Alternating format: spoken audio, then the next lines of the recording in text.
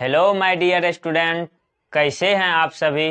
उम्मीद करते हैं आप सभी मस्त होंगे, स्वस्थ होंगे और घर में खूब मन लगाकर पढ़ रहे होंगे। आज हम लोग नए सेशन की शुरुआत करते हैं और हम लोग आज से पहला चैप्टर शुरू करने वाले हैं। पहला चैप्टर जो हम लोग पढ़ेंगे जीवों में जनन, यूनिट फर्स्ट का जो हमें पहला चैप्टर है जीवों में जनन, उसको हम लोग जीरो से शुरू करेंगे, बेसिक से शुरू करेंगे। कहते हैं यदि आप सपना देख सकते हैं तो उसे आप पूरा भी कर सकते हैं। यदि आप सपना देख सकते हैं तो आप उसे पूरा भी कर सकते हैं। तो वो सपना पूरा कैसे होगा, तो इसके लिए आपको जी जान लगा के मेहनत करना पड़ेगा, तब आपका वो सपना पूरा होगा। तो चलिए आज हम लोग नए सेशन की शुरुआत करते हैं।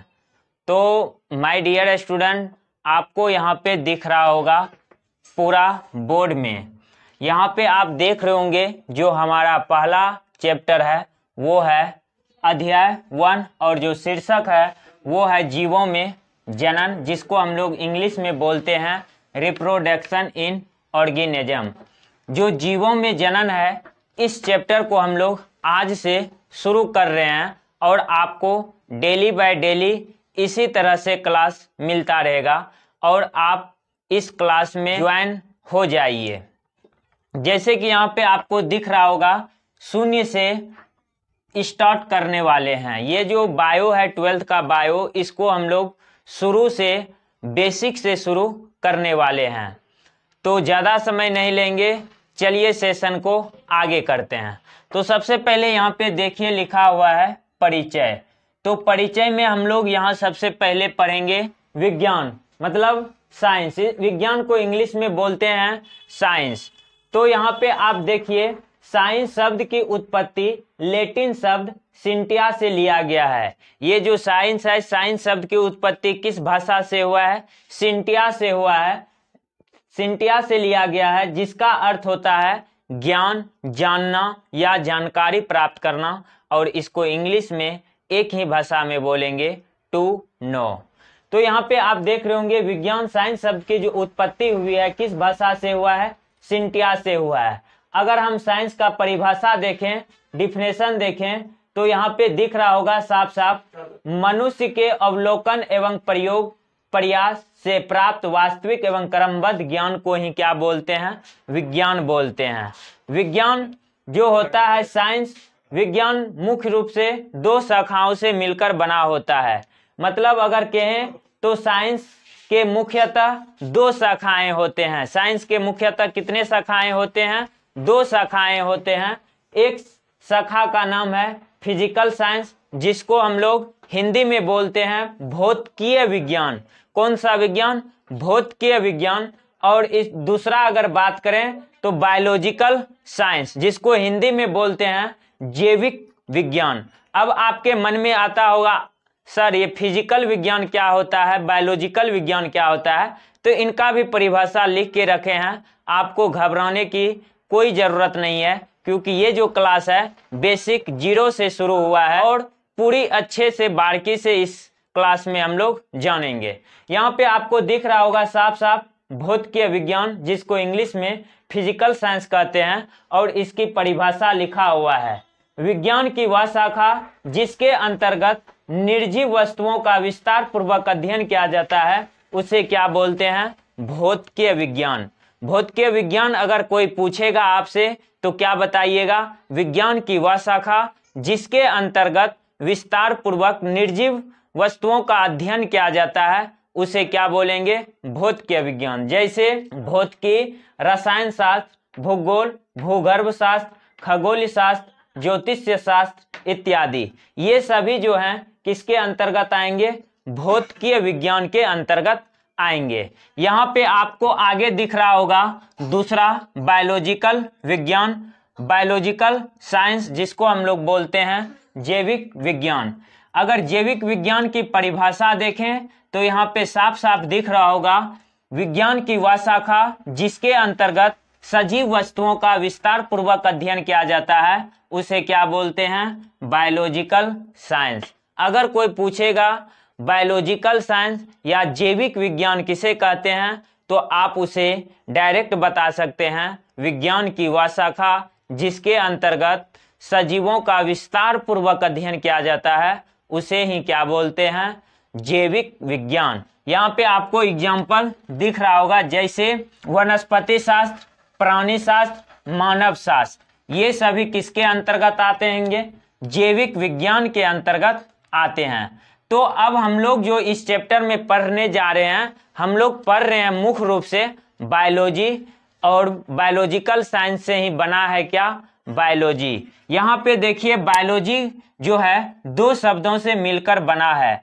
आपने ठीक सुना, ये जो बायोलॉजी है, बायोलॉजी कितने शब्दों से मिलकर बना है? दो शब्दों से मिलकर बना है। यहाँ पे दिख रहा होगा बायोलॉजी दो शब्दों से मिलकर बना है, बायोज प्लस लोगोज। बायोलॉजी कितने शब्दों से मिलकर बना है? दो शब्दों से मिलकर बना है, बायोज प्लस लोगोज। बायोज का अर्थ होता है जीवन और लोगोज का अर्थ होता है अध्ययन। और बायोज को इंग्लिश में बोलेंगे लाइफ और लोगोज का बोलेंगे इंग्लिश में स्टडी। बायोलॉजी दो शब्दों बायोज तथा लोगस से मिलकर बना है। बायोज का अर्थ होता है जीवन तथा लोगोज का अर्थ होता है अध्ययन। मतलब बायोलॉजी दो शब्दों से मिलकर बना है, एक बना है बायोज और प्लस में लोगोज। बायोज का अर्थ होता है जीवन और लोगोज का अर्थ होता है अध्ययन। जीवों का अध्ययन करना ही क्या कहलाएगा? बायोलॉजी कहलाता है। अगर आपसे कोई परिभाषा पूछे तो आप उसे डायरेक्ट बोल सकते हैं जीवों का अध्ययन करना ही क्या कहलाता है? बायोलॉजी। अर्थात इसको बोल सकते हैं जीवन का अध्ययन करना ही क्या कहलाता है? बायोलॉजी कहलाता है। अगर इनका और एक परिभाषा देखें तो यहाँ पे लिखा हुआ है विज्ञान की वह शाखा जिसके अंतर्गत जीवधारियों का अध्ययन किया जाता है, जीव विज्ञान कहलाता है। विज्ञान की वह शाखा जिसके अंतर्गत जीवधारियों का अध्ययन किया जाता है उसे ही हम लोग क्या बोलेंगे? बायोलॉजी, यानी जीव विज्ञान कहते हैं। बायोलॉजी के जनक कौन है? अरस्तु हैं। अगर आपसे पूछेगा बायोलॉजी के जनक कौन हैं, तो आप उसे डायरेक्ट बोलिएगा अरस्तु हैं। आगे अगर बात करें कुछ इनके और बेसिक के बारे में, तो यहाँ पे आपको एक नोट दिख रहा होगा। यहाँ पे देखिए नोट में लिखे हैं जीव विज्ञान शब्द का प्रयोग सर्वप्रथम दो वैज्ञानिक ने किया था। जीव विज्ञान सबसे पहले कौन बोला था? तो दो वैज्ञानिक बोला था। एक वैज्ञानिक का नाम है लेमार्क। एक वैज्ञानिक का नाम क्या है? लेमार्क। और दूसरा वैज्ञानिक का नाम है ट्रेविनर्स। दूसरा वैज्ञानिक का नाम क्या है? ट्रेविनर्स नामक वैज्ञानिक ने सन 1801 ईस्वी में किया था। यहाँ पे आप साफ साफ देख रहे होंगे जीव विज्ञान शब्द का प्रयोग सर्वप्रथम लेमार्क एवं ट्रेविनर्स नामक वैज्ञानिक ने सन 1801 ईस्वी में किया था। मतलब जो जीव विज्ञान था, बायोलॉजी शब्द था, उनको सबसे पहले दो वैज्ञानिक ने बोला था। एक वैज्ञानिक था लेमार्क और दूसरा वैज्ञानिक था ट्रेविनर्स। तो यहाँ पे आपको दिख रहा होगा लेमार्क कहाँ के वैज्ञानिक थे? तो लेमार्क फ्रांस के थे और ट्रेविनर्स जो थे जर्मनी वैज्ञानिक थे, मतलब जर्मन वैज्ञानिक थे। अगर आपसे पूछेगा लेमार्क कहाँ के वैज्ञानिक थे, तो आप उसे सीधा बताइएगा लेमार्क फ्रांस के वैज्ञानिक थे और ट्रेविनर्स जो थे जर्मन वैज्ञानिक थे। अगर और इसका बेसिक से बात करें, जीव विज्ञान की भी शाखाएं होती है। माय डियर स्टूडेंट, आपने सही सुना कि जो जीव विज्ञान होता है उनकी भी शाखाएं होती है। यहाँ पे देखिए जीव विज्ञान की मुख्यतः कितने शाखाएं होती है? दो शाखाएं होती है। आपको यहाँ पे स्पष्ट दिख रहा होगा। तो माय डियर स्टूडेंट, छोटा सा एक टारगेट लेके चलते हैं। आप इस वीडियो पर ओनली फॉर 100 लाइक कंप्लीट करवा दीजिए और उसके बाद और अगला क्लास जो है और अच्छे से पढ़ाने में मोटिवेट मिलेगा। तो आप लोगों को एक छोटा सा टारगेट दिए हैं, इस वीडियो में कम से कम 100 लाइक जरूर होना चाहिए। तो चलिए आगे फिर से शुरू करते हैं। तो जीव विज्ञान की जो शाखाएं हैं, जीव विज्ञान की मुख्य रूप से दो शाखाएं होता है। एक होता है बायोलॉजी और दूसरा होता है जूलॉजी। आपने ठीक सुना कि जो जीव विज्ञान होती है इनकी भी दो शाखाएं हैं। एक है बोटनी और दूसरा क्या है, जूलॉजी। एक क्या है, बोटनी और दूसरा क्या है, जूलॉजी। तो बोटनी को बोलते हैं वनस्पति विज्ञान और जूलॉजी किसको बोलेंगे, जंतु विज्ञान। अभी हम लोग बोटनी और जूलॉजी को मिक्स करके, मतलब जब तक 12th में रहेंगे, 12th का पढ़ाई करेंगे, तब तक हम इन दोनों को मिला के पढ़ेंगे, साथ में पढ़ेंगे। लेकिन जब आप 12th से आगे चले जाइएगा, मतलब बीएससी करने लगिएगा बायो से, तो आपको वहां पे सेलेक्ट करने के लिए बोलेगा कि जो बायोलॉजी है अब बट चुका है, आप दोनों में से कोई दो शाखाएं हैं, इन दोनों शाखाओं में से कोई एक शाखाएं आप ले लीजिए। तो आपको वहां पे तब सेलेक्ट करना पड़ेगा बोटनी और जूलॉजी। आपको यहाँ पे इसलिए बता दिए ताकि आपको आगे पढ़ने में किसी भी तरह का परेशानी नहीं हो। तो आप इन दोनों में कोई एक चुनाव कर सकते हैं। तो यहाँ पे जीव विज्ञान के भी कितने शाखाएं हैं, दो शाखाएं हैं। एक है बोटनी जिसको वनस्पति विज्ञान बोलते हैं, और दूसरा क्या है, जूलॉजी जिसको हम लोग क्या बोलते हैं, जंतु विज्ञान बोलते हैं। तो यहाँ पे बोटनी का भी परिभाषा लिखा हुआ है। अगर आपसे कोई पूछ देगा कि वनस्पति विज्ञान किसे कहते हैं, तो आप उसे डायरेक्ट तुरंत जवाब दे सकते हैं कि विज्ञान की वह शाखा जिसके अंतर्गत वनस्पतियों का अध्ययन किया जाता है। वनस्पति का मतलब होता है पेड़ पौधों का अध्ययन किया जाता है, तो इस विज्ञान को ही क्या बोलेंगे, वनस्पति विज्ञान।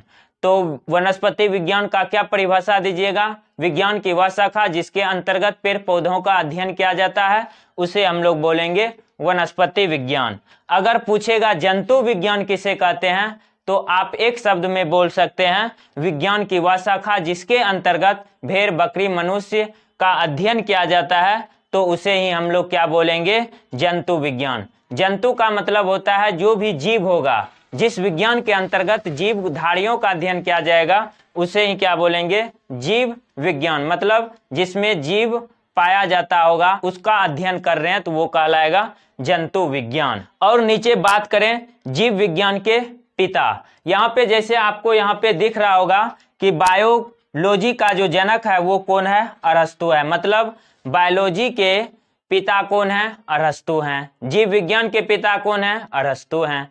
लेकिन यहाँ भी देखिए वही बात लिखे हैं कि जीव विज्ञान के पिता मतलब फादर्स ऑफ बायोलॉजी। जीव विज्ञान के पिता कौन है, जीव विज्ञान के पिता अरस्तु हैं। जीव विज्ञान के पिता कौन है, अरस्तु हैं। और जंतु विज्ञान के पिता कौन है, अरस्तु ही हैं। जीव विज्ञान और जंतु विज्ञान के पिता सेम है। जंतु विज्ञान और जीव विज्ञान के पिता सेम है, मतलब जंतु विज्ञान के भी पिता अरस्तु हैं और जीव विज्ञान के भी पिता कौन है, अरस्तु हैं। तो आपको एक बात याद रखना पड़ेगा, वनस्पति विज्ञान के पिता कौन है, तो थियोफ्रेस्टस। थियोफ्रेस्टस एक दो बार माय डियर स्टूडेंट बोलिए, याद हो जाएगा। थियोफ्रेस्टस, थियोफ्रेस्टस मतलब जंतु विज्ञान के पिता कौन है, थियोफ्रेस्टस। तो आपको याद हो चुका होगा कि जो जीव विज्ञान के पिता हैं वो कौन है, अरस्तु। और जंतु विज्ञान के पिता कौन है, अरस्तु। वनस्पति विज्ञान के जनक कौन है, तो वो है थियोफ्रेस्टस। मतलब वनस्पति का मतलब पेड़ पौधा के जो अध्ययन किया था उनका पिता कौन है, थियोफ्रेस्टस।